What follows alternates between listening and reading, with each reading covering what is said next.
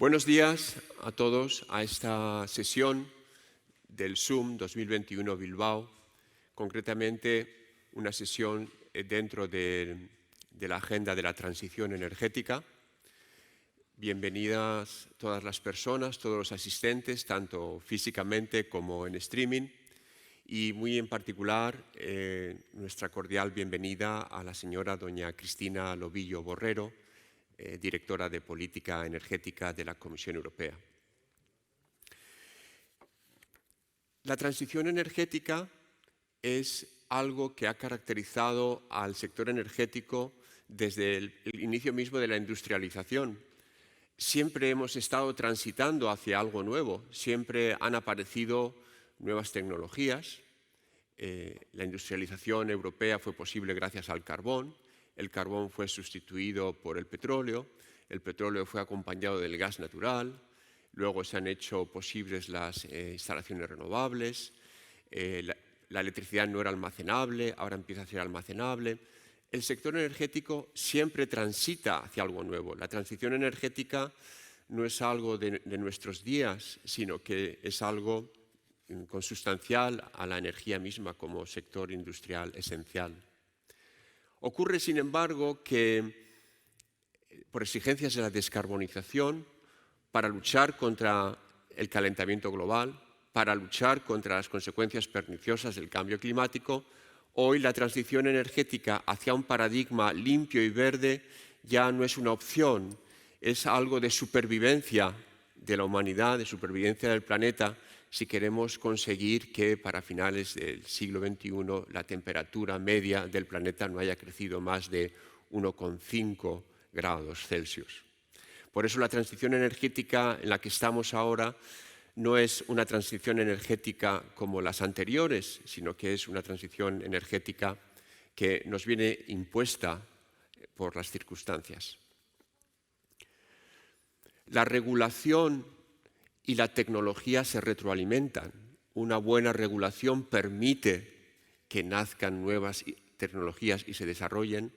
El impulso de la tecnología hace que la regulación deba ir cambiando.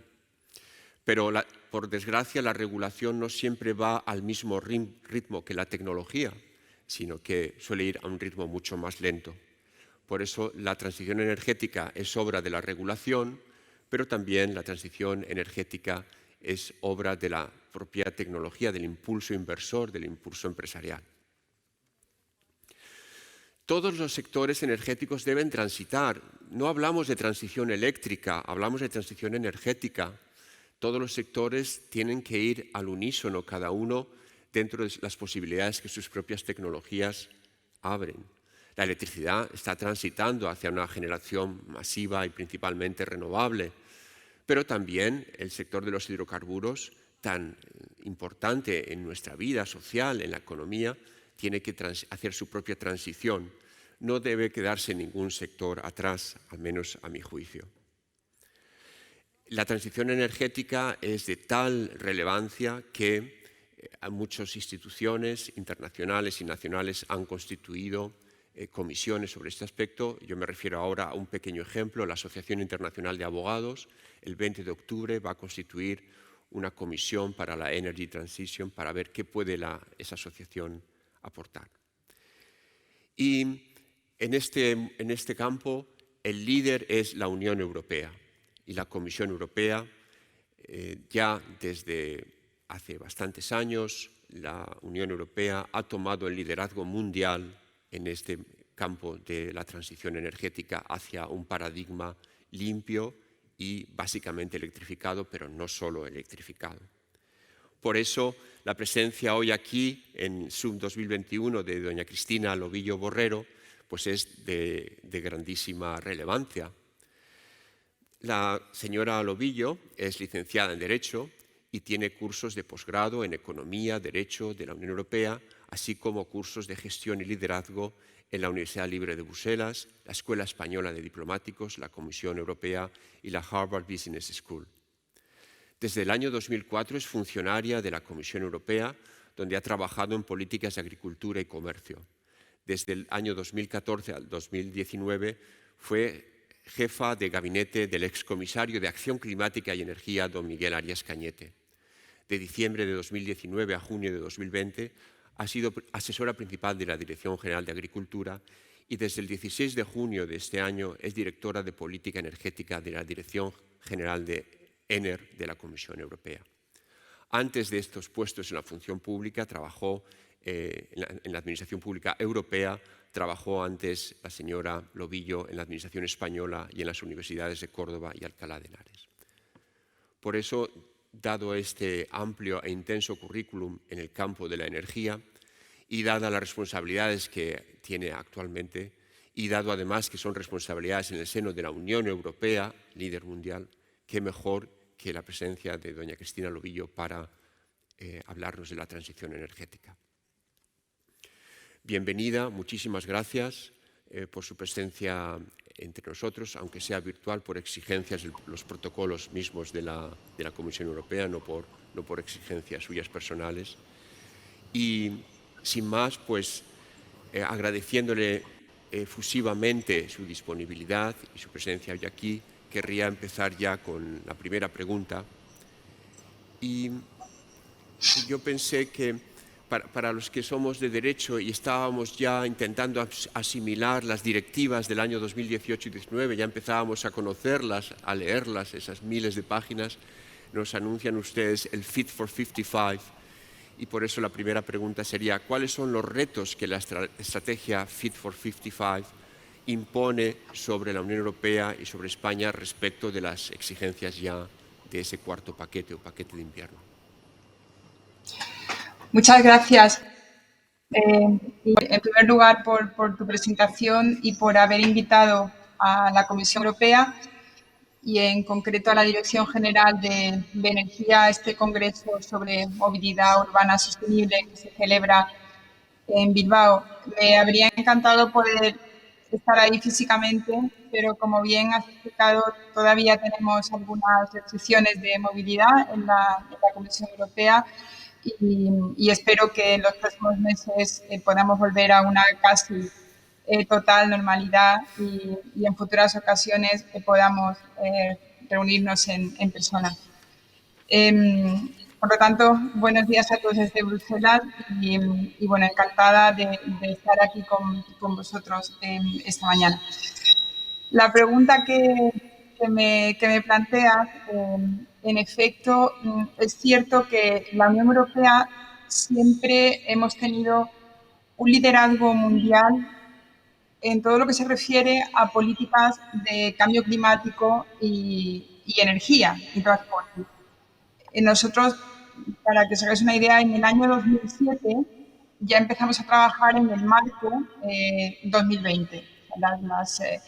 El porcentaje de reducción de gases de efecto invernadero, el porcentaje de energías renovables en el mix energético de la Unión Europea y también el ahorro energético, las obligaciones de ahorro energético. Como bien has indicado, es cierto que con posterioridad al marco 2020 trabajamos con el marco 2030, que es el que está ahora mismo en vigor. Y bueno, pues yo tuve la ocasión de trabajar como jefa de gabinete del anterior comisario de Acción Climática y Energía, donde bueno, tuvimos la oportunidad de presentar un paquete muy ambicioso de cambio climático y políticas energéticas. Y bueno, en cambio climático creo que nunca es suficiente y esto lo dicen los científicos de Naciones Unidas. O sea, necesitamos más acción en todo lo que se refiere a aquellas políticas que puedan ayudar a la reducción de emisiones de gases de efecto invernadero. Y es por eso que la presidenta de la Comisión Europea, Ursula von der Leyen, presentó su programa de trabajo para este mandato de la Comisión. Y la primera prioridad que ella quiso presentar al Parlamento Europeo y a los líderes políticos del Consejo Europeo, de la Unión Europea, fue precisamente la estrategia del Pacto Verde Europeo. Esta estrategia consiste en una mayor ambición, en particular consiste en reducir las emisiones de gases de efecto invernadero en al menos un 55% en el año 2030 y alcanzar la neutralidad climática en el año 2050. Esto es un salto cuantitativo importante si tenemos en cuenta que en el actual marco 2030 teníamos un objetivo de 40%, por lo tanto son 15 puntos porcentuales más que evidentemente supondrán un esfuerzo muy importante para todos los sectores de la economía, no solo para la energía. Sin embargo, la energía, supongo como todos saben, la producción y el consumo de energía supone el 75% del total de las emisiones de gases de efecto invernadero y por tanto, el esfuerzo que el sector energético tiene que hacer para alcanzar este objetivo es mayor. Los retos a los que se enfrenta la Unión Europea, yo creo que los podemos clasificar en tres pilares, ¿no? Mejor dicho, o sea, tres pilares para afrontar este gran reto que es una ambición climática mayor. Y quizá antes de entrar en esos tres pilares, es importante también mencionar un poco el contexto internacional. Estamos a un poquito, bueno, a un mes, no un poquito menos, a un mes de la denominada COP26 en Glasgow, donde hay un consenso internacional basado en el informe número 6 de la Comunidad Internacional de Científicos de Naciones Unidas, donde, como tú también has indicado, Íñigo, es necesario realizar acciones más ambiciosas en políticas relacionadas con cambio climático si queremos reducir la temperatura a 1,5 grados centígrados. Esto supone también que la Unión Europea, que como digo, siempre ha tenido el liderazgo, y siempre ha tenido el liderazgo en las relaciones internacionales, en las negociaciones, por dos temas muy importantes. Primero, porque siempre hemos tenido los objetivos más ambiciosos. Pero segundo, porque hemos tenido siempre la legislación preparada para reducir o para las emisiones para conseguir esos objetivos, lo cual nos ha dado siempre una credibilidad mayor a la hora de negociar en el contexto internacional. En relación a los tres pilares, o sea, ¿en qué tres pilares hay que intensificar, digamos, nuestra acción para conseguir ese objetivo tan ambicioso? Y aquí el primer pilar serían las políticas relativas al carbono, al precio del carbono, donde la Unión Europea tiene su política, digamos, estrella, que es el denominado ETS, la propuesta relativa a los derechos de emisión, que el pasado 14 de julio se ha presentado una nueva propuesta para un poco, o sea, buscar soluciones para aquellos puntos dentro de este mercado de derechos de emisión que no están funcionando adecuadamente y también para extender la política del ETS a sectores como los edificios y el transporte terrestre. Por otra parte, el segundo pilar serían todas aquellas políticas relativas a estándares u objetivos, y aquí es donde se enmarca la política energética, en particular la directiva de renovables y la directiva de eficiencia energética, que son los ámbitos donde yo trabajo, que tenemos ocasión de explicar ahora con más detenimiento, y un tercer pilar que sería la fiscalidad. Y en este pilar entraría una nueva propuesta de fiscalidad energética y también un mecanismo de ajuste en frontera. Es lo que se llama en las siglas inglesas el CBAM, y que consiste en establecer una tasa en frontera para evitar lo que se llama en inglés el carbon leakage, o sea, para evitar que empresas en la Unión Europea, el riesgo de deslocalización, ¿no? Que empresas de la Unión Europea puedan establecerse en países terceros donde la legislación climática es menos ambiciosa.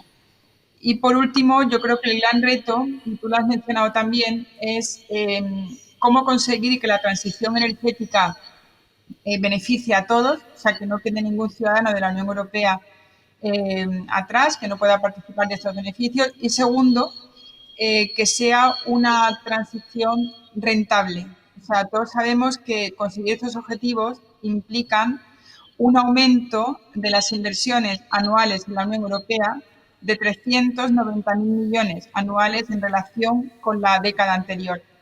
Esto supone, evidentemente, un esfuerzo muy grande que habrá que hacer por parte del sector público y también del sector privado. Y lo más importante es que precisamente debido al costo que tiene esta transición energética, nosotros pensamos que tiene que ser una transición justa.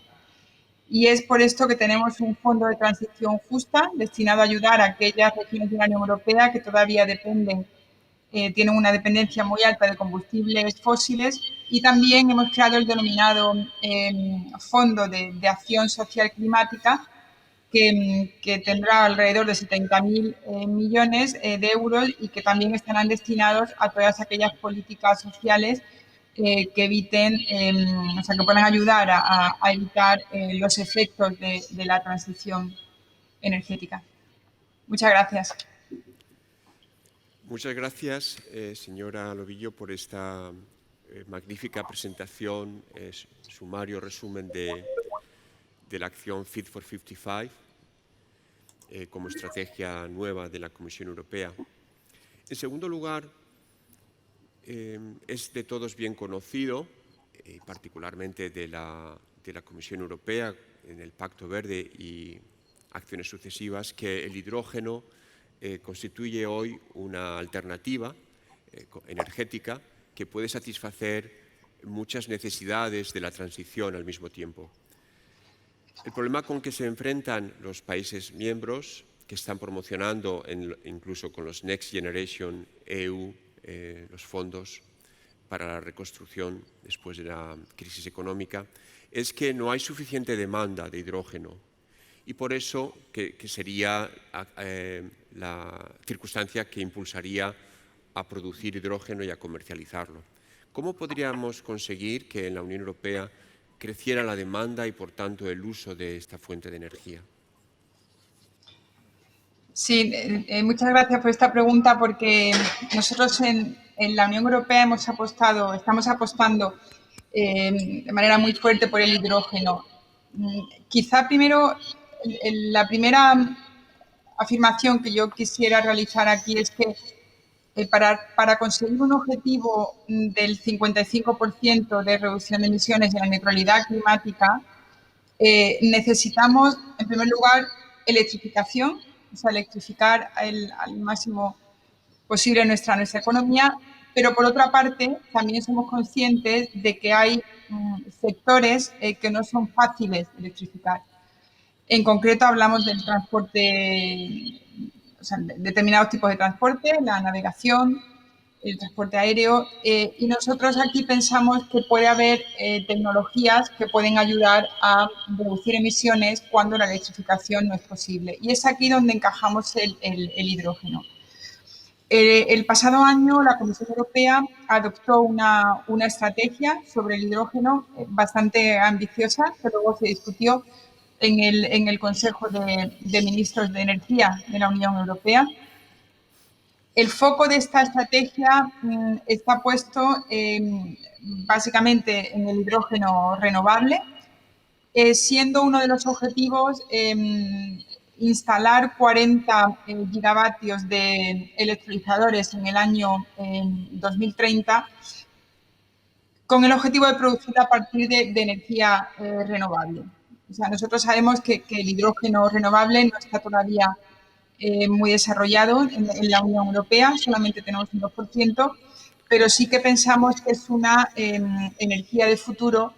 Y como bien has mencionado, precisamente en los planes de resiliencia y recuperación económica, en lo que se llama el Next Generation EU, existe un porcentaje dentro de estos planes, en concreto el 37%, que tiene que destinarse a políticas de transición energética, ¿no? de lo que se llama la Green Transition. Y aquí es donde nosotros vemos que el hidrógeno tiene, o sea, es uno de los ámbitos más, digamos, elegibles para financiación.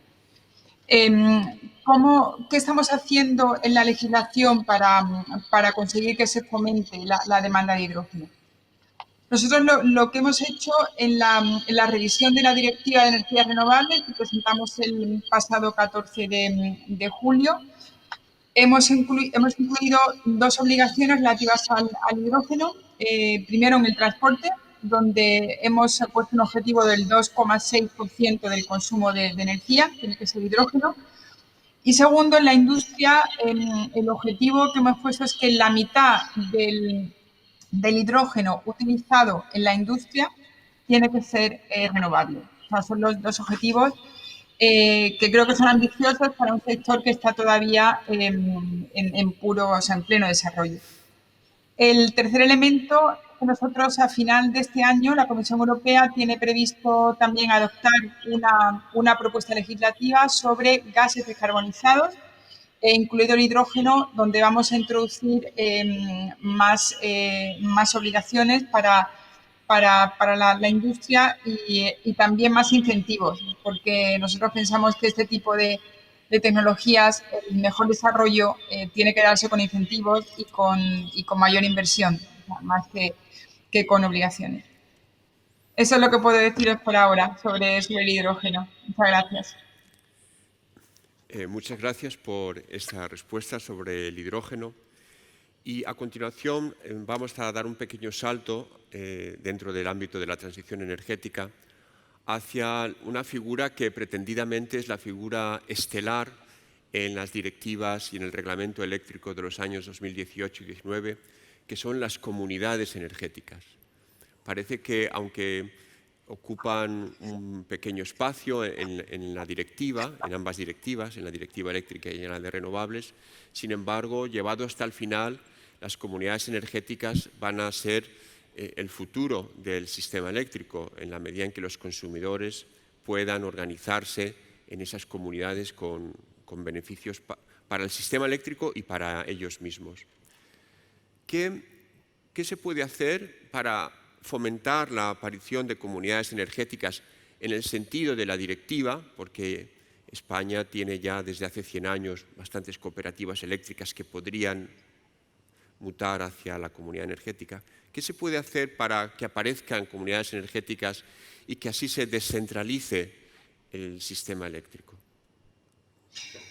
Sí, bueno, muchas gracias por esta pregunta, porque eso es precisamente lo que nosotros hemos propuesto en nuestra directiva de renovables, en la que está ahora mismo en vigor y ya transpuesta por los Estados miembros, y segundo, en esta nueva revisión, ¿no?, que hemos presentado el pasado 14 de julio. Yo destacaría aquí tres elementos. Primero, el fomento de las comunidades energéticas, que lo regulamos por primera vez en el año 2018. Nosotros, en la Comisión Europea, estamos convencidos de que las comunidades energéticas están llamadas a jugar un papel central en la transición energética en la Unión Europea. Pero también hay que mirar esta figura unida al autoconsumo y a la figura de lo que nosotros llamamos consumer, que es el consumidor generador. O sea, los tres elementos están regulados en la Directiva de Renovables. Y nosotros hemos seguido muy de cerca la transposición de esta directiva en los Estados miembros, o sea, para que en particular podamos fomentar el desarrollo de comunidades energéticas. Los ámbitos en los que estamos trabajando ahora en cooperación con los Estados miembros de la Unión Europea es, en primer lugar, la necesidad de que se levanten todas las barreras injustificadas para el desarrollo de estas comunidades energéticas. Y por otra parte, también en promover la cooperación con los operadores de los sistemas de distribución. O sea, estos nos parecen que son los dos quizá obstáculos más importantes con los que estamos ahora trabajando, como he dicho antes, en cooperación con los Estados miembros. Porque también pensamos que estas son las condiciones que tienen que darse, como bien has dicho, para que avancemos hacia un sistema de descentralización del sistema energético, que ya está en curso. O sea, no empezamos de cero, o sea, ya las bases están puestas desde hace bastantes años en la Unión Europea, pero nosotros consideramos que tenemos que acelerar esta evolución sobre todo en el contexto de los objetivos más ambiciosos que tenemos en el Pacto Verde.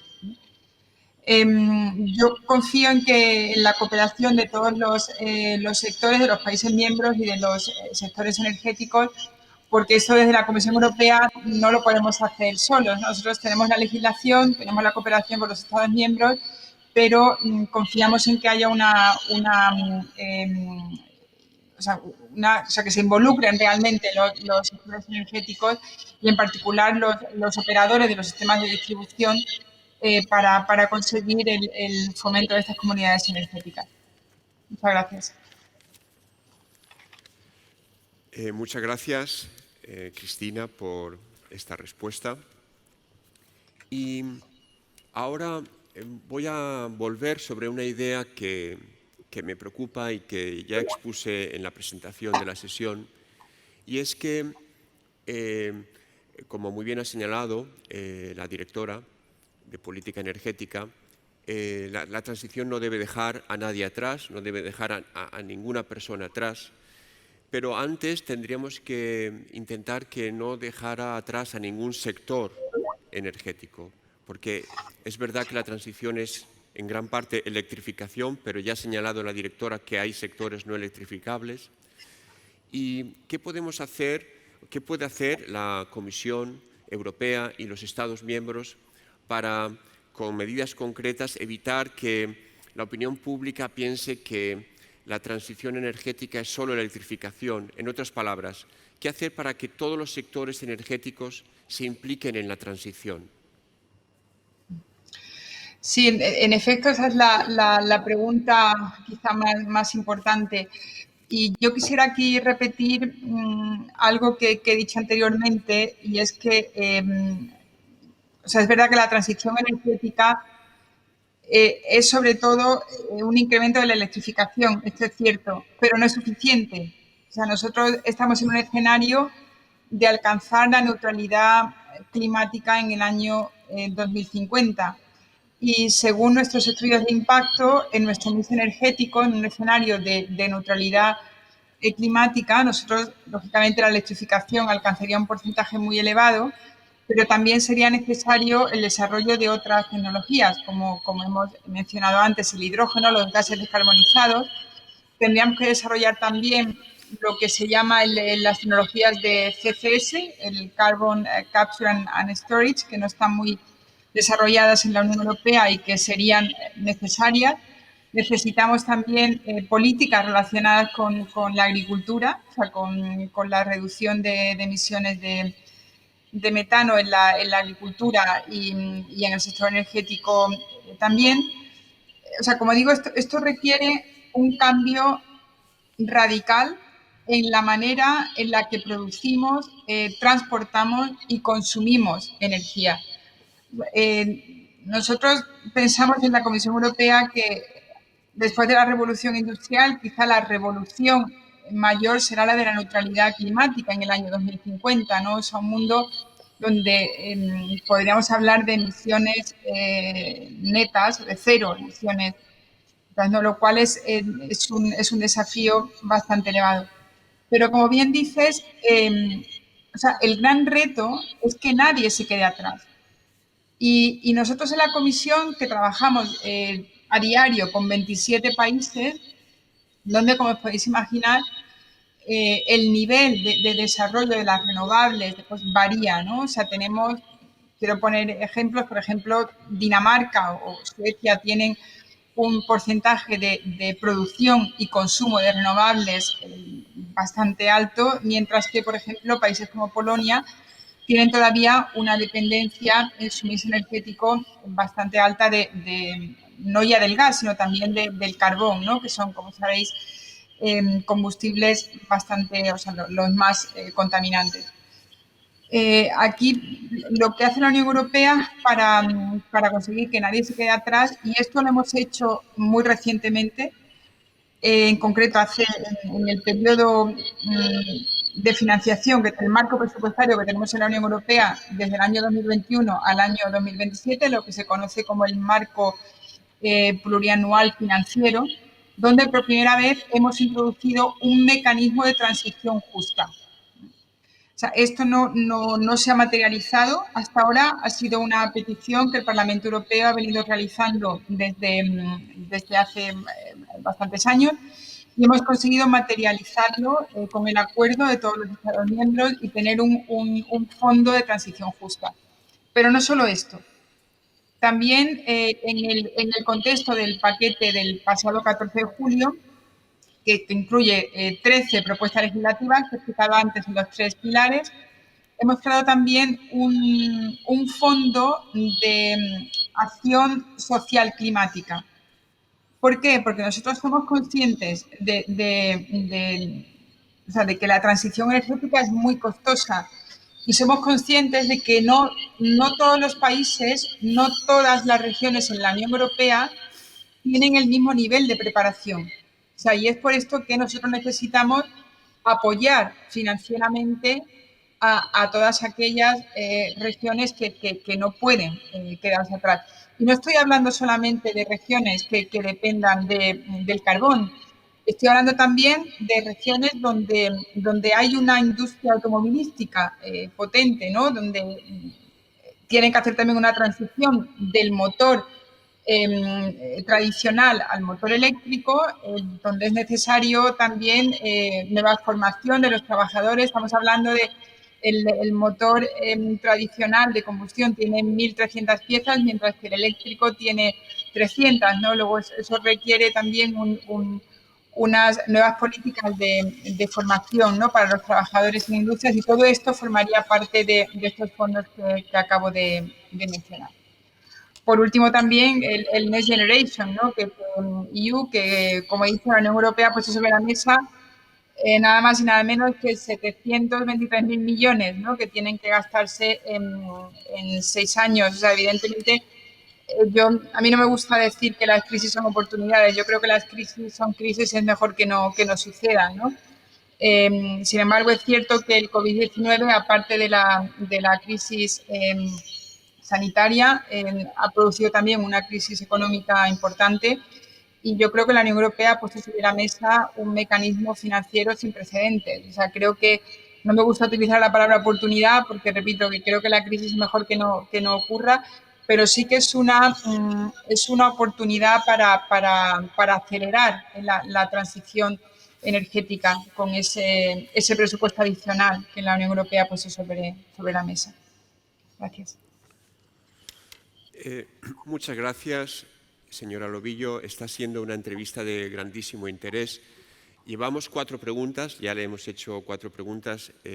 Yo tengo 2 preguntas más preparadas, pero así como las primeras preguntas se han referido exclusiva y principalmente a la transición, nos ha hablado usted del Fit for 55, de la estrategia, de sus propuestas legislativas. Nos ha hablado de las acciones que van a llevar a cabo para fomentar la demanda de hidrógeno. Nos ha hablado de cómo descentralizar el sistema eléctrico y permitir que surjan comunidades energéticas. Y ahora, en último lugar, se ha referido muy acertadamente y de modo muy ilustrativo a cómo hacer que otros sectores distintos del eléctrico caminen y tengan su propia transición. Voy a hacerle ahora una quinta pregunta que cambia un tanto de ritmo, porque en medio de esta transición, en medio de los esfuerzos, ya que en 2019 la nueva presidenta de la Comisión y su comisión hicieron con el Pacto Verde Europeo, con el Green Deal, luego los fondos Next Generation EU, los distintos Estados miembros esforzándose por transponer las directivas del cuarto paquete. En medio de esta transición han surgido unas circunstancias que no se sabe si derivan de esta transición o son circunstancias que pueden dificultar la transición o son circunstancias que eran inevitablemente una consecuencia de la transición. Me estoy refiriendo a que los mercados mayoristas, y particularmente el español, están experimentando en estos últimos meses unas importantes tensiones derivadas de un encarecimiento inusitado del precio de la electricidad en los mercados mayoristas. Cada día los españoles nos levantamos, encendemos la radio y a las 8 de la mañana se nos dice que la electricidad alcanza un nuevo máximo. De alguna manera, algunos podrían pensar que esto deriva de la propia transición, en la medida en que si las energías base, que eran hasta ahora el carbón y la nuclear, van descendiendo a favor y cerrando centrales de este tipo que daban la energía base constante, distinta de la energía intermitente de las renovables, podrían pensar que esta es una consecuencia inevitable de la transición porque el gas natural, que al mismo tiempo y por circunstancias distintas de la transición está encarecido en los mercados internacionales, pues es el que está imponiendo el precio del mercado mayorista. La pregunta es, que yo le quiero formular como persona tan autorizada como es al frente de esa dirección de energía, ¿qué puede hacer la Unión Europea para poner freno a este paulatino y creciente encarecimiento del precio de la electricidad en un contexto de transición energética hacia las renovables? ¿Qué podemos hacer? ¿Qué puede hacer la Unión Europea de reforma de los mercados eléctricos para que esto... hemos pedido conexión con... Bien. Bueno, entonces esperamos a que se reconecte. Muy bien. Quiere decir que no ha escuchado la pregunta, ¿no? Muy bien.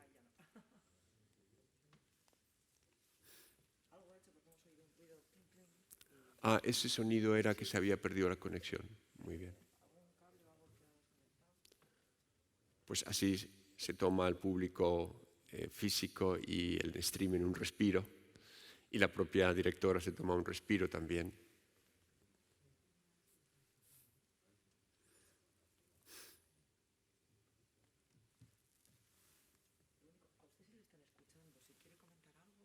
Sí, estaba diciendo que en este proceso de transición han surgido unas circunstancias que no sabemos bien si son consecuencias de la transición o son consecuencias añadidas que no tienen que ver con la transición. El encarecimiento del precio de la electricidad, me refiero. La tensión del mercado internacional del gas natural. Y ahí veo entre el público personas muchísimo más capacitadas que yo para responder a esta pregunta, pero luego tendremos la oportunidad de abrir la palabra para el público una vez que haya terminado la directora. En el fondo... Creo que he vuelto a recuperar la conexión. Espero que... Muy bien. No es que me haya querido escaquearme de la pregunta, ni mucho menos. ha habido un problema de conexión que suele ocurrir casi a diario. Sí, no pasa nada. He escuchado la pregunta perfectamente y bueno, realmente creo que esta pregunta la tengo que afrontar cada día en todos los eventos que tengo. Vamos a ver, me gustaría a lo mejor mencionar 3 elementos. El primero es por qué estamos en esta situación de precios más elevados. Básicamente, el primer elemento es el precio del gas en el mercado global. Estamos ahora en el precio del gas en los mercados globales, ha incrementado un 50%, esto debido a la situación en China y en países asiáticos, que en concreto China está almacenando una cantidad de gas mayor que durante la pandemia, y esa misma actitud también se ha producido en otros países asiáticos.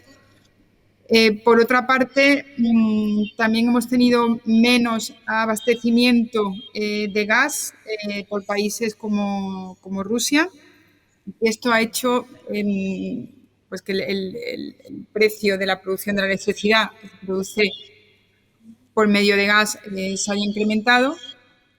El segundo elemento, y también a menos escala que el precio del gas, son los precios del carbono, que incrementa el precio de la electricidad en un 20%. Hace 7 años el precio del carbono estaba a 5 euros la tonelada y ahora estamos hablando de 65. Por lo tanto, nos podemos imaginar la repercusión que tiene en los precios de la electricidad.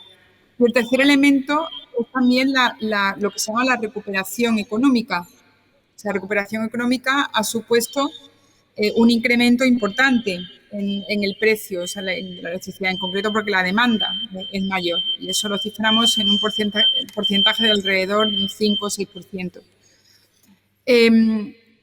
Nosotros, la Comisión Europea, estamos trabajando en una comunicación que va a incluir un menú de diferentes medidas que se pueden tomar por parte de los Estados miembros y por parte de la Comisión Europea. Esta comunicación se tiene que adoptar en los próximos días por parte del Colegio de Comisarios. Lo que estamos trabajando ahora es en borradores que no puedo desvelar porque no son documentos oficiales y decididos por el Colegio de Comisarios.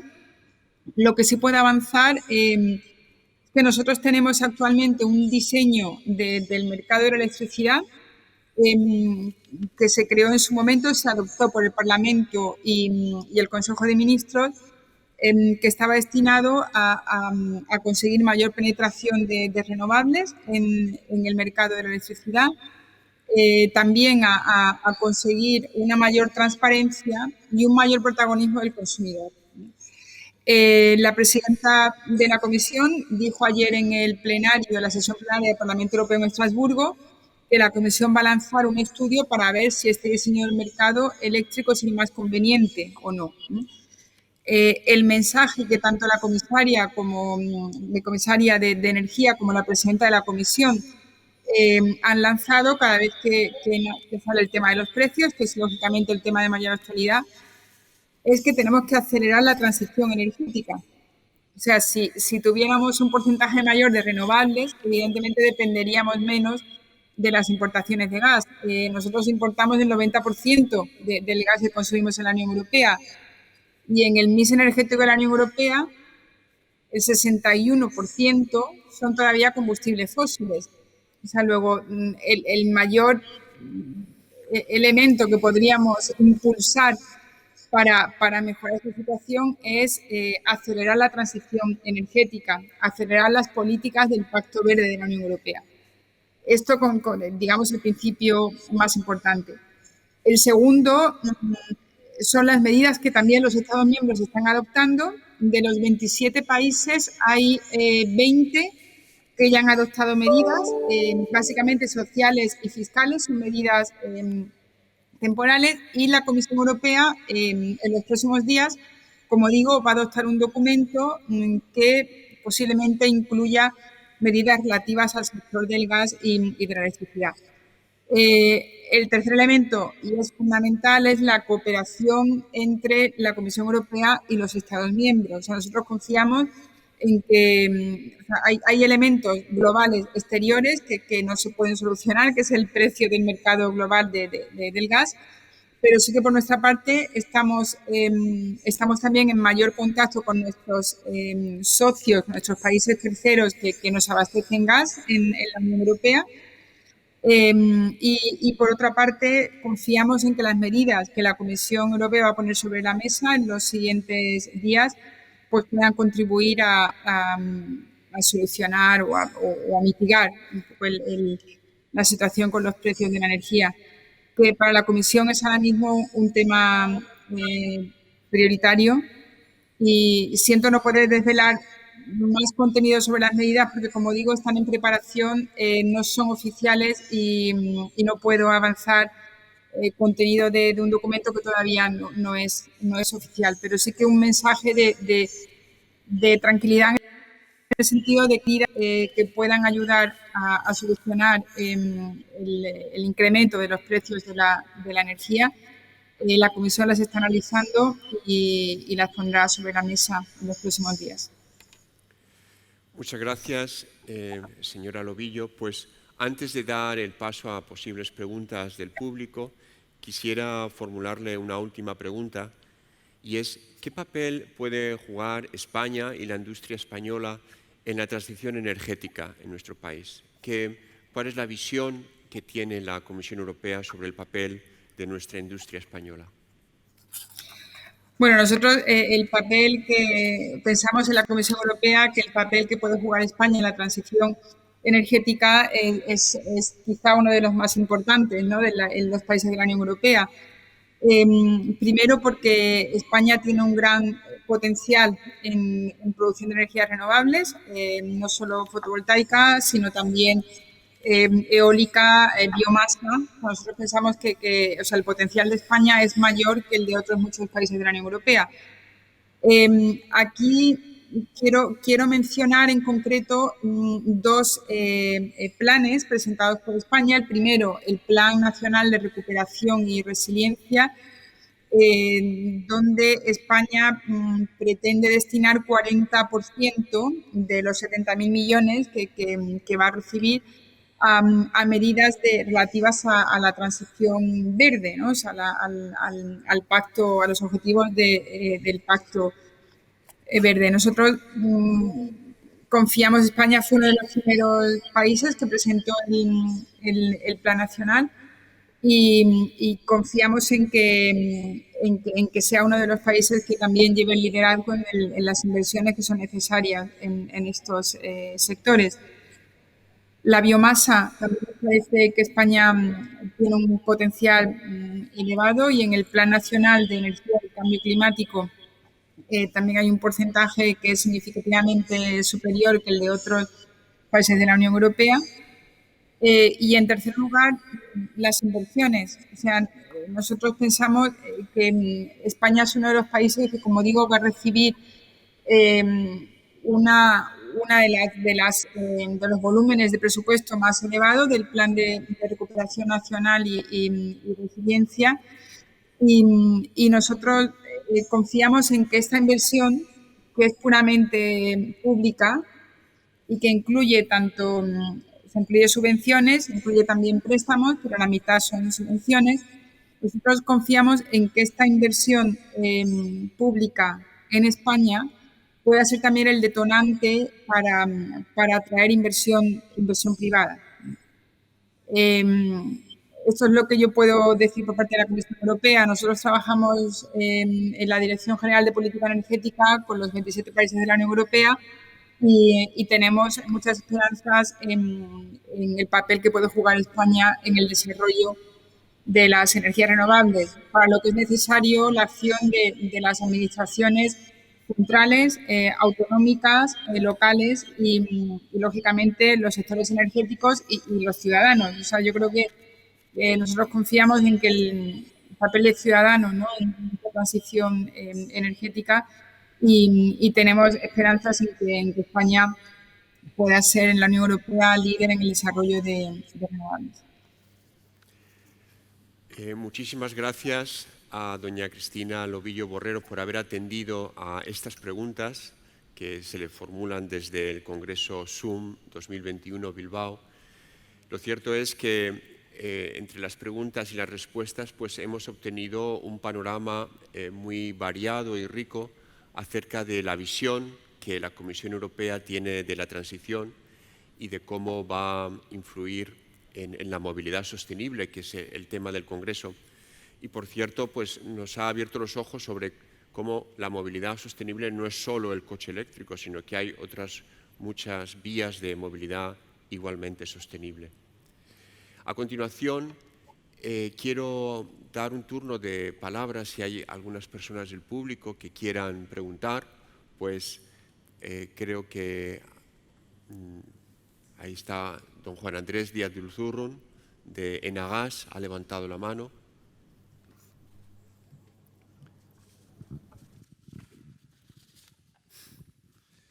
Sí, Cristina, buenos días. En primer lugar, muchísimas gracias Buenos días.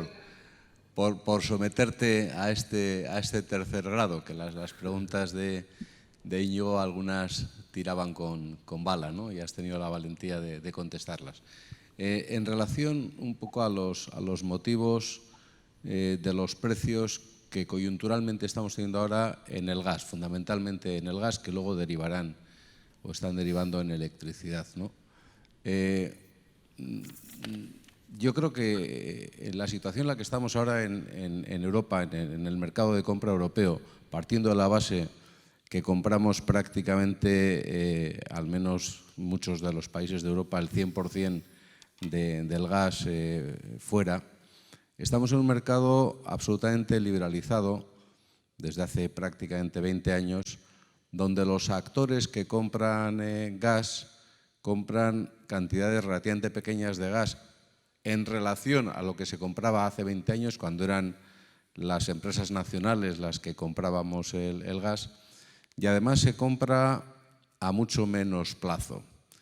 Y eso pues va haciendo que los productores, los que tienen que ponernos gas en el mercado, pues tomen sus decisiones de inversión hacia otros países que sí contratan grandes cantidades y largos plazos. Por ejemplo, pues China lo está haciendo y el gas de Yamal pues abre el Ártico para, mientras no haya hielos, llevarse el gas para allí. O Gazprom construye un gran gasoducto de 50 y no sé cuántas pulgadas hacia China, porque son mercados que compran más y sobre todo compran a más largo plazo, ¿no? Nos estamos quedando ahí un poquito atrás con esa liberalización tan rápida que tuvimos del mercado.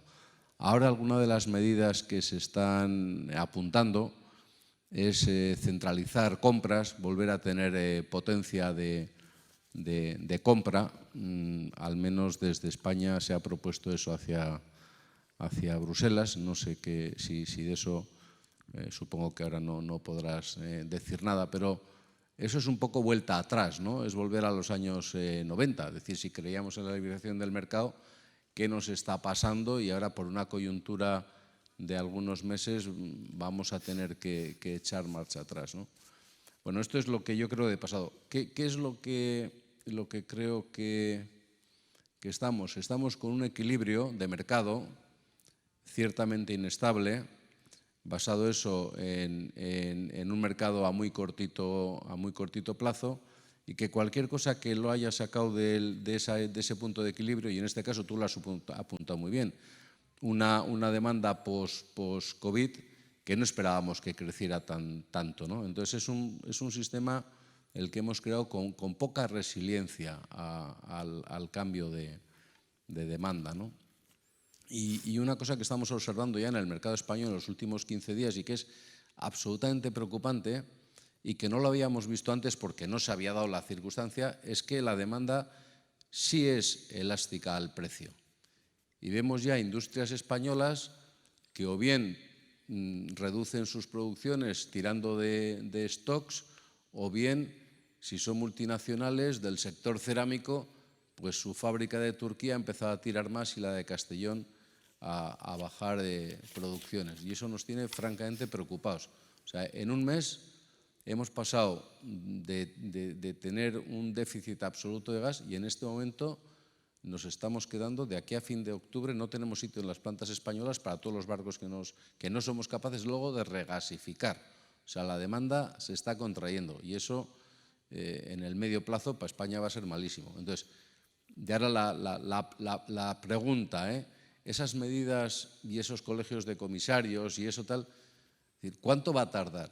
Porque como tarde 2 o 3 meses es dramático. O sea, esto tiene que solucionarse, yo diría que en horas, días, ¿no? Esa es un poco la pregunta. Es decir, ¿estáis trabajando en horas, días o estáis trabajando para el presupuesto del año que viene y veremos segundo trimestre qué pasa? Gracias. No, muchísimas gracias por tu pregunta y por tu análisis, ¿no? Que aquí en la Comisión Europea nosotros hacemos un monitoring diario, ¿no? Del mercado del gas en la Unión Europea y en los mercados internacionales y mucho más intensamente en los últimos días, ¿no? Un par de comentarios. El primero, tiene razón, además de todos los factores que has mencionado, es verdad que nosotros hemos en nuestro monitoring, ¿no?, que hacemos del mercado del gas, también es cierto que el nivel de almacenamiento de gas ahora está cambiando, pero ha sido de un 73% en Europa, cuando normalmente el nivel de storage está al 90%. O sea, es verdad que han sido una serie de factores que lamentablemente han confluido y están produciendo, ¿no?, este pico de los precios del gas y, consecuentemente, en la electricidad. Como bien has dicho, es cierto que hay países que dependen 100% de la importación de gas, ¿no? A ver, has mencionado la posibilidad de compras colectivas. También hay otras, a ver, estoy mencionando ideas que los Estados miembros han puesto sobre la mesa y que han pedido a la Comisión Europea que las analice y que las ponga en marcha. También ha habido otra idea sobre posibles obligaciones sobre almacenamiento de gas. A ver, todas estas medidas ahora mismo se están discutiendo en el Colegio de Comisarios y no es una cuestión de meses, es una cuestión de días, posiblemente la próxima semana. O sea, llevamos trabajando un mes en todas estas medidas y lo que, bueno, como bien has dicho, no puedo revelar más porque no son oficiales, no está decidida por el Colegio de Comisarios, pero nosotros, en la Dirección General de Política Energética, hemos analizado todas las medidas posibles y luego también yo creo que hay que distinguir otro elemento importante. Nosotros estamos en una crisis coyuntural. Muchos mencionan la seguridad de abastecimiento. Bueno, nosotros tenemos un reglamento sobre seguridad de abastecimiento en la Unión Europea, ¿no?, que funciona y que lo que tenemos que hacer es aplicarlo mejor. O sea, son dos temas diferentes. Una es la seguridad de abastecimiento y otra es cómo paliar la subida de los precios del gas. Estos dos elementos que tú has citado, compras colectivas, como he dicho, hay países de la Unión Europea que los han demandado a la Comisión. Estamos analizando todas las posibles opciones y bueno, pues el Colegio de Comisarios, en su soberanía política, tomará la decisión, pero sí que te puedo asegurar que no es una cuestión de meses, es cuestión de días. Gracias. Muchas gracias a doña Cristina Lobillo. ¿Hay alguna pregunta más? Sí, ahí al fondo. Si puede, por favor, se presenta. Sí. Hola, soy Beatriz Baldó de Petronor, de la refinería de aquí de Bilbao. Es que está hablando de la transición energética, de que el futuro es la electrificación, la reducción de los combustibles fósiles, y dentro de esta descarbonización sí me gustaría ver, quizás está dentro de esas medidas, si hay algún plan acerca de los biocombustibles, que bueno, son también de menores emisiones de CO2, y a ver si va a haber dentro de las medidas algún avance de los biojets, los biocombustibles para el transporte, incluso ver si puede incluirse el transporte marítimo dentro de esa reducción de emisiones. Luego cada país, cada Estado miembro lo transpondrá de alguna manera, pero bueno, a ver si dentro de esas medidas va a haber alguna senda que podamos tener de previsión para todos. Eso requiere mucha inversión también.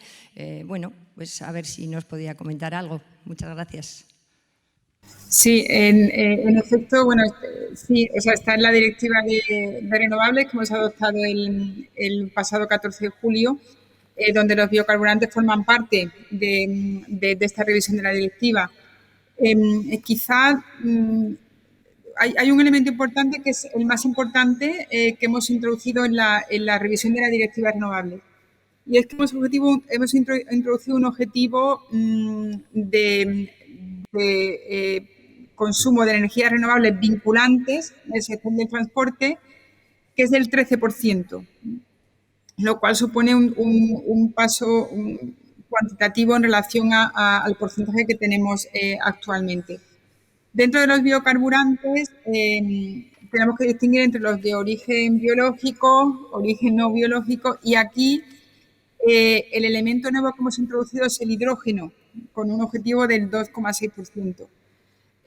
Nosotros en la Unión Europea, como bien has dicho, y esto es es un tema fundamental. La legislación lo que crea es la predictabilidad, ¿no?, para las inversiones, o sea, lo que se llama en inglés esta predictability, ¿no?, que es lo que nosotros perseguimos con la puesta en marcha de nuestra legislación, que haya un marco legislativo claro que permita atraer las inversiones. Y es por eso que aquí la directiva de energías renovables en relación a los biocarburantes es muy clara, o sea, incluye los 3 porcentajes y los 3 tipos de biocarburantes, y por primera vez introduce el hidrógeno. Otro tema al que te has referido es cómo introducir el transporte marítimo en el ETS. Bueno, precisamente también el 14 de julio, en una de las medidas relacionadas con el Emission Trading Scheme, la propuesta relativa a los derechos de emisión, se incluye también el transporte marítimo y el transporte aéreo. Luego, yo creo que son los dos pilares, por una parte, los biocarburantes, en la revisión de la Directiva de Renovables, con un porcentaje nuevo de renovables en el sector del transporte, y por otra parte, la inclusión del sector de la navegación, el sector aéreo, en el sistema del ETS. Eso es lo que ha presentado la Comisión Europea, que es muy ambicioso, pero ahora es necesario que el Parlamento y el Consejo de Ministros, en ese proceso de colegislación, lleguen a un acuerdo lo antes posible, y ahí sí que es posible que pueda variar los porcentajes que ha propuesto la Comisión. Pero nosotros hemos puesto esos porcentajes basados en los estudios de impacto que hemos realizado previamente. Pero sí, todo está en la directiva y también en la revisión del ETS. Gracias. Muy bien, muchísimas gracias a la persona que ha preguntado de Petronor y, por supuesto, muchísimas gracias a doña Cristina Lobillo Borrero. Ya no vamos a abusar más de su disponibilidad. Ciertamente no ha habido cuestión de la transición energética que usted no haya abordado en sus respuestas. Han sido unas respuestas muy completas, nos han proporcionado una visión panorámica e incluso detallada de todo aquello que está en manos de la Comisión Europea para la transición. Y si había alguna cuestión que no había quedado contestada por usted, pues gracias a las dos preguntas sobre biocombustibles y sobre las medidas para atajar las tensiones en el mercado de gas natural, pues han sido oportunamente planteadas por el público. Aquí hoy hemos hablado de cómo hacer que la legislación puesta en marcha y que está por venir en el Fit for 55 contribuya a la transición. Hemos hablado también del hidrógeno, que es un vector esencial en esa transición. La electrificación por renovables y la eficiencia energética, las comunidades energéticas, la descentralización del sistema eléctrico. Se ha hablado de algo muy importante aquí, que es la transición de otros sectores del eléctrico. El caso de los biocombustibles es muy importante, pero los gases descarbonizados que ha mencionado la señora Lobillo varias veces también es muy importante. Y, por último, las dos últimas cuestiones relativas a cómo la regulación necesita proporcionar un equilibrio entre seguridad y estabilidad, pero también capacidad de reaccionar. Por eso se postulaban una reacción más rápida por parte de la Comisión Europea en los mercados para que sus medidas lleguen cuanto antes mejor y por supuesto, en defensa de los consumidores, de la transparencia del mercado. Gracias también, por último, en relación con la pregunta sexta, por abrirnos los ojos acerca de cómo los fondos europeos deben contribuir al surgimiento y al nacimiento de inversión privada, y la inversión privada necesita de marcos claros, transparentes, que son los que la Comisión Europea está luchando por establecer y fijar, y ayudando a los Estados miembros a que proporcionen también seguridad, estabilidad para esa inversión. En definitiva, ha sido una entrevista muy completa, con unos temas de grandísimo interés, y muchísimas gracias en nombre del Congreso SUM Bilbao 2021 a la señora doña Cristina Lobillo Borrero por su disponibilidad en esta mañana. Muchas gracias y os deseo todo tipo de éxitos en este congreso y espero de verdad que la próxima vez pueda viajar en persona. Muchas gracias. Gracias. Hasta pronto. Adiós.